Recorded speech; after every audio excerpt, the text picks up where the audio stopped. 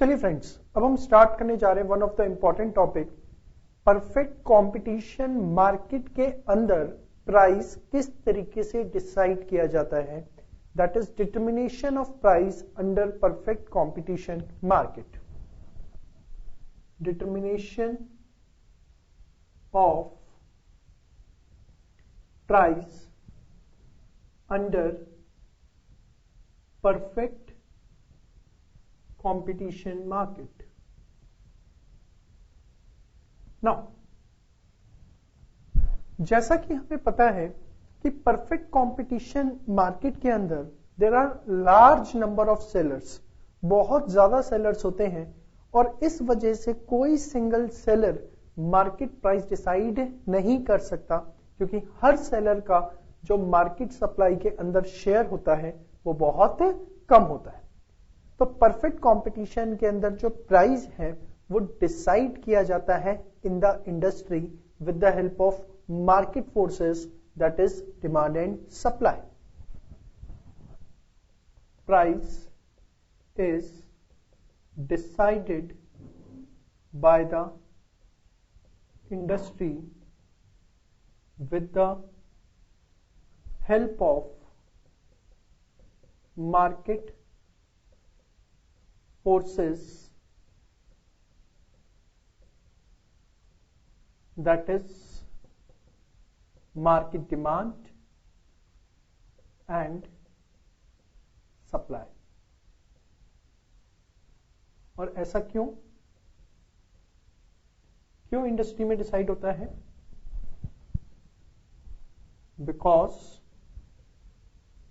Due to large number of sellers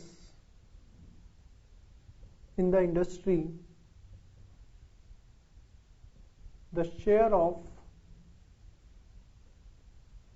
individual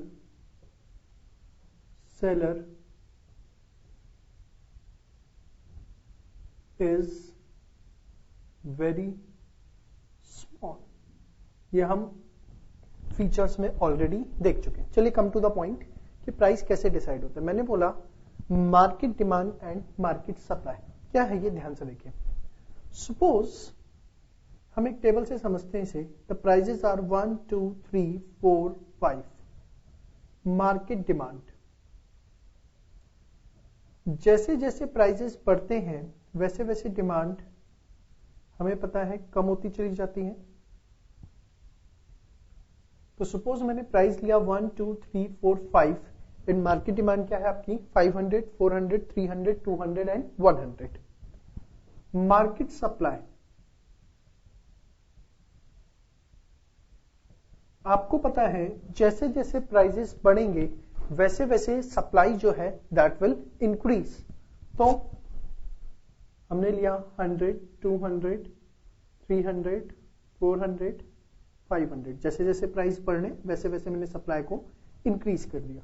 now see, मैं कहता हूं आपको कि प्राइस वहां डिसाइड होगा जहां मार्केट डिमांड इक्वल है मार्केट सप्लाई के। ध्यान से सुनिएगा एक एक चीज। मैंने आपको बोला that price will be decided at that point where market demand is equals to market supply. Price will be decided at the point where market demand is equal to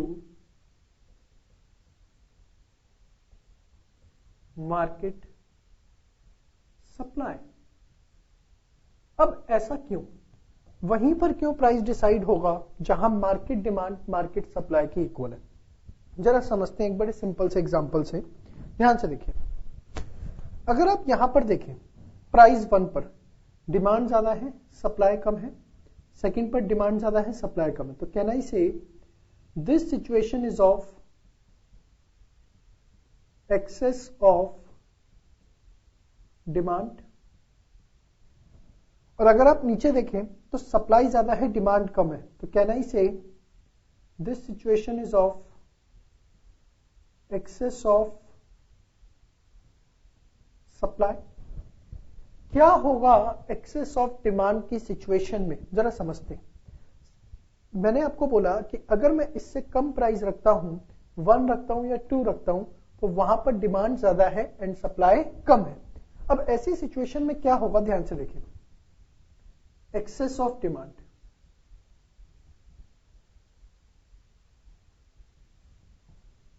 excess of demand means market demand is more than market supply. Market demand जो है वो market supply से ज्यादा है। Means consumer are willing to buy more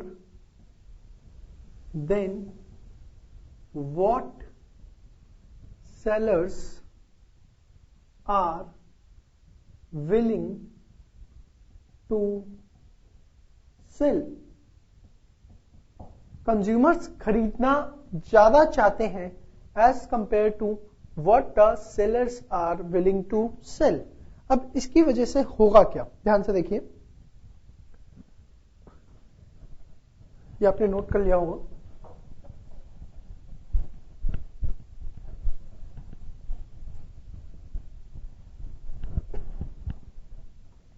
देखिए इसकी वजह से क्या होगा, this will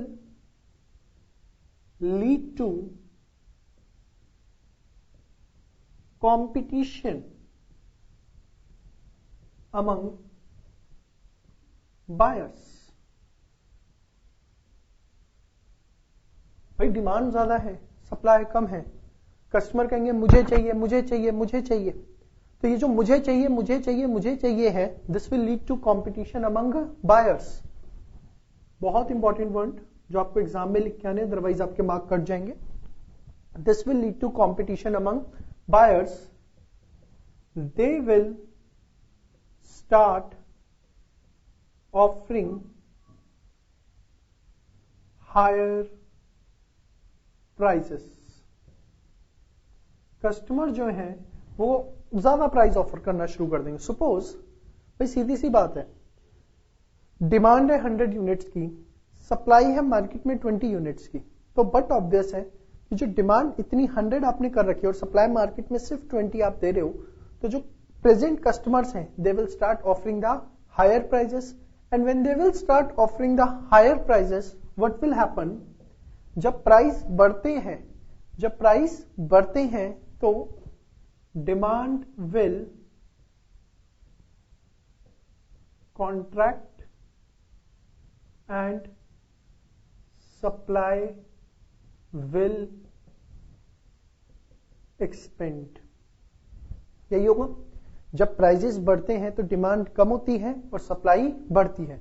demand will contract and supply will expand. देखिए इस प्राइस पर डिमांड थी 500, सप्लाई थी 100, हुआ क्या, competition among buyers, they start offering the higher prices. Price 1 से 2 हुआ, 2 से 3 हुआ, तो डिमांड कम होनी शुरू हो गई और सप्लाई बढ़नी शुरू हो गई। कब तक, till market demand is equal to market supply. ये कब तक होता रहेगा, जब तक मार्केट डिमांड मार्केट सप्लाई के इक्वल नहीं हो जाती एंड इक्विलिब्रियम इज अचीव्ड। ये कब तक होता रहेगा, जब तक मार्केट डिमांड मार्केट सप्लाई के इक्वल होकर इक्विलिब्रियम अचीव ना हो जाए। बात समझ में आई? तो अगर एक्सेस ऑफ डिमांड की सिचुएशन है तो आपको सारी चेन क्लियर हो गई। सेम वे अगर एक्सेस ऑफ सप्लाई है, पहले आप ये पूरा excess of demand note down कर लीजिए। सेम वे होगा हमारा excess of supply. Excess of supply के केस के अंदर क्या होगा, सप्लाई ज्यादा है, डिमांड कम है। पहले आप इसे नोट करिए। चलिए, एक्सेस ऑफ सप्लाई अगर एक्सेस ऑफ सप्लाई की सिचुएशन हमारे पास आ जाती है, एक्सेस ऑफ सप्लाई की सिचुएशन के अंदर होगा क्या, market demand is less than market supply, market demand कम है मार्केट सप्लाई से, consumers are willing to buy less, consumers are willing to buy less, demand कम है सप्लाई ज्यादा है, consumers are willing to buy less than what the sellers are willing to sales, this will lead to competition among sellers, इसकी वजह से competition start हो जाएगा किसके बीच में, सेलर्स के बीच में। अब क्यों, क्योंकि बेचने वाले ज्यादा है और लेने वाले कम है, तो this will lead to competition among sellers, they will start offering goods at lower prices. अब आप इसका बेस्ट एग्जांपल ले सकते हैं ऑनलाइन मार्केटिंग को, इतनी सारी वेबसाइट्स आज के टाइम पर ऑनलाइन के लिए अवेलेबल हो गई हैं कि आप देखो एक 50% पे डिस्काउंट देता है तो अगले दिन कोई स्नैपडील 60% पे देगा, अगले दिन फ्लिपकार्ट 70% पे देगा। क्यों, क्योंकि this is a competition among sellers, they will start offering goods eight a lower prices, demand will expand and supply will contract, supply जो है वो क्या होगी, कम होगी, और ये कब तक चलता रहेगा, जब तक मार्केट डिमांड मार्केट सप्लाई के इक्वल ना हो जाए। तो जब आप एक्सेस ऑफ सप्लाई लिखेंगे तो आपने देखा कुछ नहीं गया, पूरा का पूरा वाइसा वर्सा, पहले आपने एक्सेस ऑफ डिमांड देखा, उसमें क्या था, market demand is more than market supply which will lead to competition among buyers and they will start offering the higher prices which will contract the demand and expand the supply, and this process will continue till market demand is equals to the market supply. But where it is a case of excess of supply, it means market supply is more than the market demand, it means sellers are willing to sell more than what the buyers are willing to buy. This will lead to competition among the sellers and they will start offering the goods at a lower price. When they will offer the goods at a lower price, this will increase the demand of the commodity and simultaneously it will contract the supply, and this process will continue till market demand is equals to the market supply. ये दोनों situations आपको exam के अंदर explain करके आनी है, excess of demand की भी और एक्सेस ऑफ सप्लाई की भी। चलिए, तो अभी आपने मेरे साथ ये समझ लिया कि हमारा इक्विलिब्रियम वही क्यों आता है जहां मार्केट डिमांड मार्केट सप्लाई के इक्वल होता है। अगर मार्केट डिमांड ज्यादा है मार्केट सप्लाई से तो क्या होना शुरू हो जाएगा, और मार्केट सप्लाई अगर ज्यादा है मार्केट डिमांड से तो क्या होना शुरू हो जाएगा। अब चलिए इसी डिस्कशन को हम आगे बढ़ाते हैं थोड़ा सा।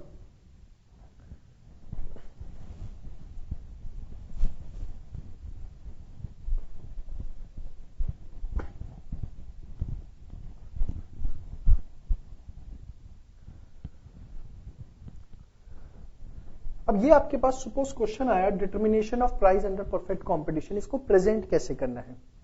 सबसे पहले you will define the word equilibrium price, कि इक्विलिब्रियम प्राइस क्या होता है। हमारी अगर आप पीछे टेबल देखें, टेबल के अंदर जो 3 रुपए था जहां डिमांड एंड सप्लाई इक्वल थे, that was the equilibrium price. तो ये इक्विलिब्रियम प्राइस होता क्या है, it is that price at which buyers are willing to buy the same quantity of goods which the sellers are willing to sell। ये वो price है जहां पर बायर्स वो ही क्वांटिटी बाय करना चाहते हैं जो सेलर्स बेचना चाहते हैं। फिर आपको डिफाइन करना आना चाहिए इक्विलिब्रियम क्वांटिटी। इक्विलिब्रियम क्वांटिटी क्या है, it is that quantity at which market demand is equal to market supply।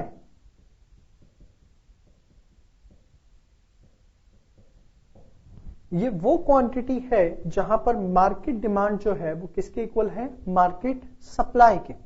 अब आप ध्यान से देखिए होता क्या एग्जाम के अंदर, हम डेफिनेशन वाइसा वर्सा लिखाते हैं। हम लिखाते हैं equilibrium price is that price at which market demand is equal to market supply. नहीं, इक्विलिब्रियम प्राइस और इक्विलिब्रियम क्वांटिटी की डेफिनेशन लिखते हुए we have to be very careful. Price की जब भी बात होती है, price is always backed by the willingness. Price का हमेशा रिलेशन किससे होता है, विलिंगनेस के साथ। So whenever you are writing the definition of equilibrium price, you must ensure कि आपने उसके अंदर विलिंगनेस जरूर लिखी है। It is that price at which buyers are willing to buy the same quantity which the sellers are willing to sell. Equilibrium quantity, जब आप बात करते हैं इक्विलिब्रियम क्वांटिटी की, तो इक्विलिब्रियम क्वांटिटी क्या है, it is that quantity eight which market demand is equals to market supply.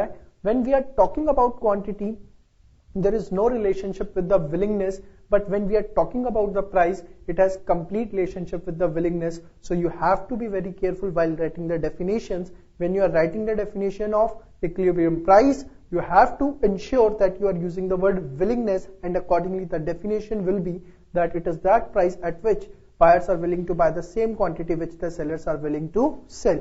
While writing the definition of equilibrium quantity, the word willingness is not so material, so the simple definition will be it is that quantity at which market demand is equals to the market supply of the commodity. Now thereafter हमें वो पूरा का पूरा जो table अभी बनाया था, price, demand, supply, 1 2 3 4 5 500 400 300 200 100 100 200 300 400। मैं आपको आंसर लिखने का एक तरीका बता रहा हूं, दो ये कंप्लीट आंसर आपके पास बुक के अंदर भी है। फिर आपने इसको सर्कल किया,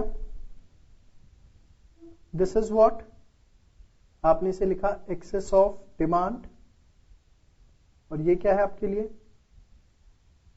एक्सेस ऑफ सप्लाई। फिर आपने लिखा equilibrium is decided at that point where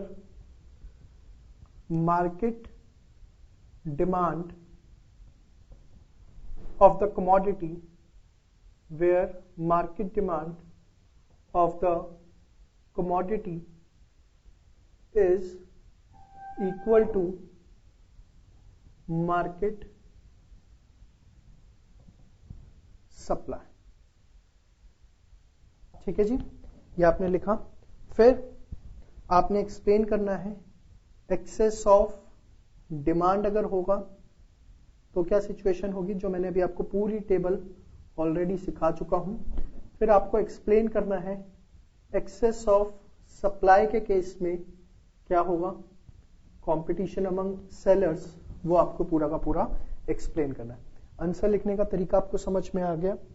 चलिए, अगर क्वेश्चन में उसने हमें बोला है, ये तो with the help of table हमने किया, बट अगर उसने क्वेश्चन में बोला कि that how the price is decided, explain this with the help of diagram, तो उस सिचुएशन में डायग्राम किस तरीके से हमें बनाना है ये मैं अब आपको बताने जा रहा हूं। पहले आप इसको अच्छे से नोट कर लीजिए।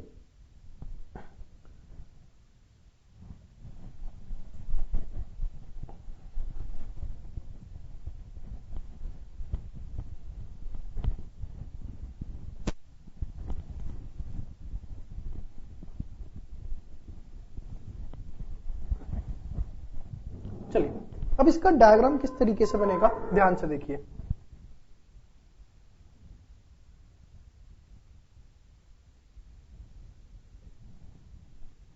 Y X quantity price. Now this is your demand curve and this is your supply curve. जहां डिमांड एंड सप्लाई एक दूसरे के इक्वल है वो हमारा क्या है, इक्विलिब्रियम प्राइस. जहां हमने प्राइस डिसाइड किया ओपी और क्वांटिटी हमारी क्या आई, ओके. ठीक है. और ये जो हम कर रहे हैं this is decided by the industry. ये कौन डिसाइड करता है, इंडस्ट्री डिसाइड करती है. अगर प्राइस ओपी से कम है, जैसे आप यहां पर देखें तो सप्लाई ये डिमांड ये है, this is a situation of excess of demand. जबकि ये वाली जो सिचुएशन है this is of excess of supply. ये वाली जो सिचुएशन आप देखेंगे ये सप्लाई है, ये डिमांड है. डिमांड ज्यादा है सप्लाई से. जब भी इक्विलिब्रियम प्राइस से प्राइस कम होता है तो वो एक्सेस ऑफ डिमांड की सिचुएशन है. इक्विलिब्रियम प्राइस से ज्यादा है तो वो क्या है, एक्सेस ऑफ सप्लाई. और आप वैसे भी देख सकते हैं यहां पर कोई भी प्राइस लीजिए, ये आपका डिमांड है और ये क्या है आपकी सप्लाई. सप्लाई ज्यादा है, डिमांड कम है, तो this is a situation of excess of supply. Now अब हुआ क्या, इंडस्ट्री के अंदर इक्विलिब्रियम प्राइस डिसाइड हो गया ओपी और क्वांटिटी क्या डिसाइड हो गई, ओक्यू.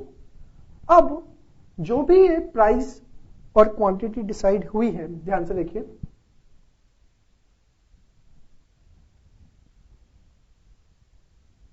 ये जो डिसाइड हुआ है this is decided by the industry. और जो इंडस्ट्री ने डिसाइड एक बार कर दिया,